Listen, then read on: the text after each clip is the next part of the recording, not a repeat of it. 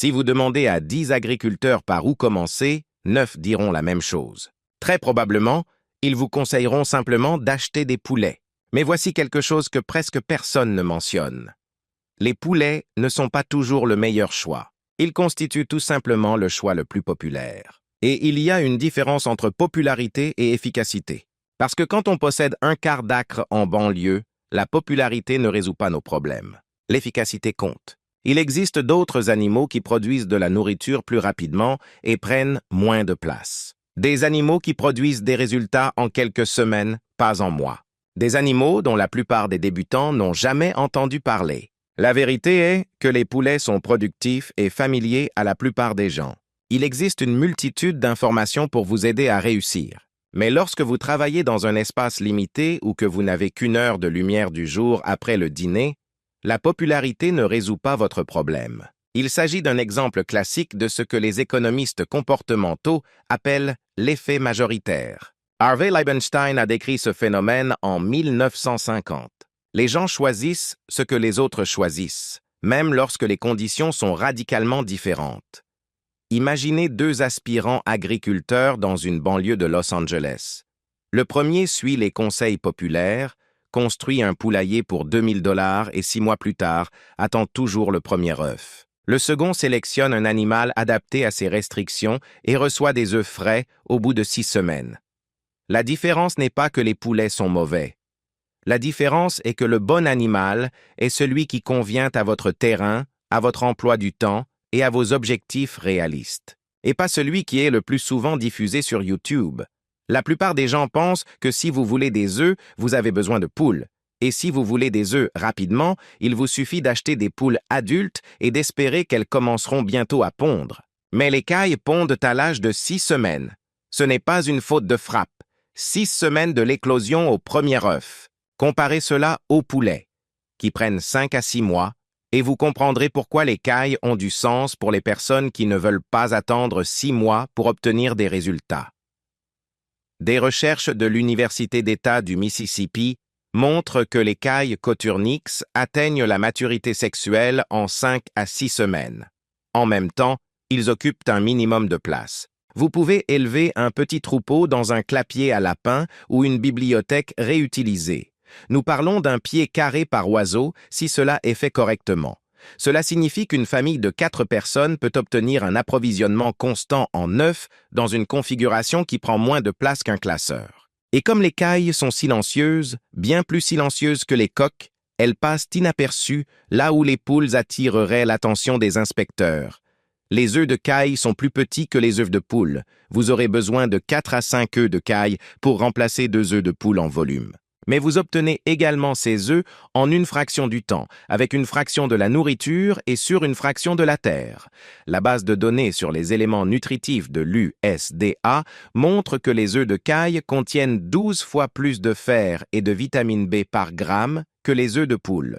Sur les marchés de producteurs, les œufs de caille se vendent souvent à un prix plus élevé simplement parce que moins de gens les élèvent. Une caille produit environ 5 à 6 œufs par semaine une fois mature. Si vous élevez 10 femelles, vous obtiendrez environ 4 douzaines d'œufs par semaine. C'est plus que ce que la plupart des petites familles peuvent utiliser, ce qui signifie qu'il y a de la place à partager avec les voisins ou à faire du commerce. Les cailles sont incroyablement résistantes aux maladies par rapport aux poulets. Ils n'attirent pas les mêmes ravageurs et ne sont pas aussi vulnérables aux maladies respiratoires. Si vous perdez un oiseau, vous ne perdrez pas une grande partie de la production du troupeau. Si votre objectif est la viande, les poulets peuvent vous en fournir, mais le calendrier est long et le taux de conversion alimentaire n'est pas excellent. Les lapins, en revanche, sont l'un des animaux de boucherie les plus efficaces, pouvant être élevés dans un petit espace. Une lapine peut produire plus de 50 livres de viande finie par an. Pendant la Grande Dépression, les familles comptaient sur les lapins pour survivre. Des rapports de l'Organisation des Nations Unies pour l'alimentation et l'agriculture montrent que les lapins transforment leurs aliments en viande plus efficacement que de nombreuses autres espèces de bétail. Les lapins atteignent leur poids marchand en 8 à 12 semaines. Vous n'avez pas besoin d'acres de terre. Vous n'avez même pas besoin d'un jardin. Les lapins prospèrent dans des systèmes de cages à plusieurs niveaux. ce qui signifie que vous pouvez élever un trio reproducteur dans le même espace que celui que vous utiliseriez pour un poulailler de taille moyenne. 3 lapins, 2 femelles et un mâle peuvent fournir de la viande à une petite famille toute l'année si le calendrier de reproduction est géré de manière intentionnelle. Le fumier de lapin contient environ 2,4% d'azote, ce qui en fait l'un des engrais naturels les plus riches. Quand les gens pensent au bétail, ils pensent aux animaux qui ont besoin d'être nourris quotidiennement, d'eau et d'attention quotidienne. Les abeilles ne rentrent pas dans ce moule. Et c'est pourquoi ils travaillent pour des gens qui n'ont pas 1 heure chaque matin pour cultiver. Une ruche saine, une fois établie, prend en grande partie soin d'elle-même. Vous ne nourrissez pas les abeilles tous les jours et ne nettoyez pas la litière. Vous les vérifiez toutes les 2 semaines pendant la saison active et intervenez lorsque quelque chose ne va pas. Une ruche solide peut produire de 30 à 60 livres de miel au cours d'une bonne année. Certaines ruches produisent encore plus dans des conditions idéales. Au prix de détail actuel, même une modeste récolte peut rapporter plusieurs centaines de dollars par ruche. L'Organisation des Nations Unies pour l'alimentation et l'agriculture affirme que 75% des cultures mondiales dépendent des pollinisateurs. Des recherches de l'Université de Californie montrent une augmentation significative des rendements d'amandes et de myrtilles lorsque les abeilles sont présentes. Les abeilles évoluent d'une manière que la plupart des animaux ne peuvent pas. Les canards sont assez rapidement écartés dans la plupart des conseils destinés aux débutants. Les gens pensent qu'ils sont sales, qu'ils ont besoin d'un étang et que les œufs sont la seule raison de les garder. Les 3 hypothèses ne tiennent pas compte de la situation dans son ensemble. Les canards sont des pondeuses phénoménales. Selon la race, une bonne canne pondeuse vous donnera entre 250 et 320 œufs par an. Les canards Khaki Campbell produisent jusqu'à 300 œufs par an, ce qui est égal, et dans certains cas supérieur, aux races de poulets hautement productives. Le véritable avantage des canards réside dans la façon dont ils interagissent avec votre territoire. Les canards sont des butineurs actifs et mangent des limaces, des escargots, des coléoptères et d'autres parasites du jardin que les poulets ignorent souvent. Les recherches en permaculture montrent que les canards réduisent considérablement les populations de limaces dans les climats humides. Les canards font également face à des conditions météorologiques qui arrêtent les poules. Ils résistent au froid et se sentent à l'aise sous la pluie. Si vous êtes dans le nord-ouest du Pacifique ou dans un endroit où l'humidité est importante, les canards surpasseront les poulets simplement parce qu'ils sont construits pour ces conditions. Les chèvres ont une réputation.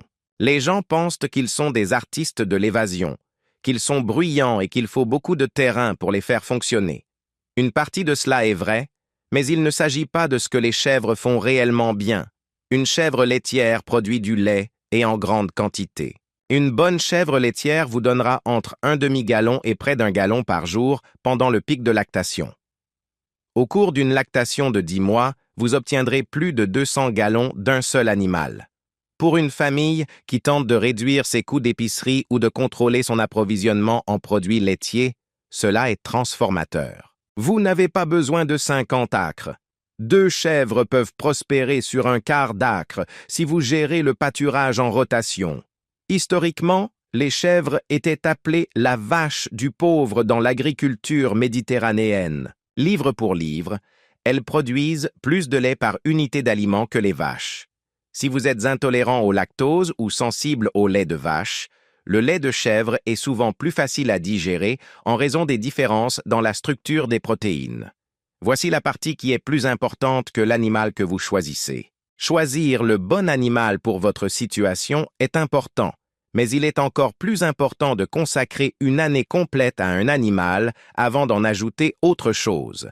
Car l'objectif ici n'est pas de collecter du bétail, mais de construire un système qui fonctionne réellement. Les systèmes ne viennent pas de la lecture d'articles ou du visionnage de vidéos. Ils naissent de la répétition, de l'observation du comportement d'un animal en hiver par rapport à l'été.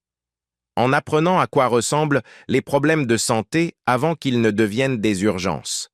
Lorsque vous essayez d'élever des poules, des lapins, des abeilles et des chèvres la première année, vous ne devenez pas compétent, vous êtes dépassé. Vous résolvez 5 types de problèmes différents, en gérant 5 programmes d'alimentation différents. La recherche en psychologie cognitive montre que la répétition ciblée accélère l'acquisition de compétences. Mais quand on passe une année entière avec des cailles ou des canards, quelque chose change. Vous arrêtez de douter de chaque décision et commencez à reconnaître des modèles. À la fin de cette année, vous n'êtes plus un débutant. Vous êtes celui qui sait ce que vous faites, celui qui peut dépanner, s'adapter et se développer avec intention plutôt qu'avec anxiété. C'est la différence entre se faire dorloter et une véritable agriculture. Si vous débutez ou si vous envisagez d'ajouter des animaux, restez simple. Choisissez-en un, étudiez en profondeur, maîtrisez les bases, puis lorsque vous êtes prêt, ajoutez le suivant. La véritable sécurité alimentaire ne vient pas du fait d'essayer de tout faire en même temps. Cela vient du fait de bien faire une chose et de construire à partir de là. Des cailles pour la vitesse, des lapins pour la viande, des abeilles pour la productivité passive, des canards pour la stabilité ou des chèvres pour la production de lait. Il n'y a pas de mauvaise réponse. C'est une question de conformité. Et n'oubliez pas que la popularité ne résout pas vos problèmes, mais l'efficacité. Choisissez un animal qui convient à votre terrain, à votre époque et à vos véritables objectifs, pas celui dont tout le monde parle.